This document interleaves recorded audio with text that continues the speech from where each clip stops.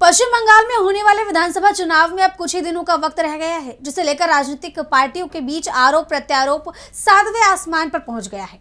तो वहीं मालदा में न्यायिक अधिकारियों का घेराव और अशांति को लेकर राज्य की सियासत गर्मा गई है। टीएमसी ने एक बार फिर बीजेपी पर करारा हमला बोला है। तो क्या कहा है टीएमसी ने और क्या है पूरी खबर, जानेंगे इस रिपोर्ट में। पश्चिम बंगाल में चुनाव से पहले सियासत तेजी से तल्ख होती जा रही है। मालदा में हुई हिंसा का मुद्दा एक बार फिर गर्माता जा रहा है, जिसे लेकर बीजेपी और टीएमसी के बीच आर पार की लड़ाई छिड़ गई है। टीएमसी ने बीजेपी पर मालदा जिले में हुई अशांति में शामिल होने का गंभीर आरोप लगाया। टीएमसी सांसद कीर्ति आजाद ने कहा कि प्रधानमंत्री नरेंद्र मोदी झूठ बोल रहे हैं और मालदा हिंसा में भाजपा के बी और सी टीम शामिल थे। पुलिस ऑब्जर्वर से लेकर एआईएमआईएम नेता तक भाजपा ने अपनी पूरी मशीनरी का इस्तेमाल माहौल खराब करने के लिए किया। तो वहीं टीएमसी की राज्यसभा सांसद सागरिका घोष ने कहा कि महिलाओं की सुरक्षा के मुद्दे पर भाजपा को कोई सलाह देने का हक नहीं है।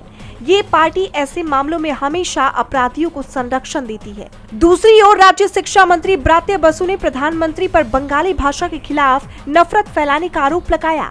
हालांकि भाजपा ने टीएमसी के आरोपों को खारिज किया है। पूर्व भाजपा राज्य अध्यक्ष सुकांत मजूमदार ने सफाई देते हुए कहा कि पीएम मोदी ने स्पष्ट संदेश दिया कि चुनाव के बाद राज्य में कानून व्यवस्था कायम की जाएगी और सभी अपराधियों पर सख्त कार्रवाई होगी। ऐसे में मालदा की घटना और उसके बाद दोनों पार्टियों के बीच आरोप प्रत्यारोप ये दिखाते हैं कि चुनावी लड़ाई अब व्यक्तिगत हमले, हिंसा और बयानबाजी तक सीमित होती जा रही है। राज्य में कानून व्यवस्था और राजनीतिक टकराव अगले कुछ हफ्तों में चुनावी रंग और भी तेज करेंगे।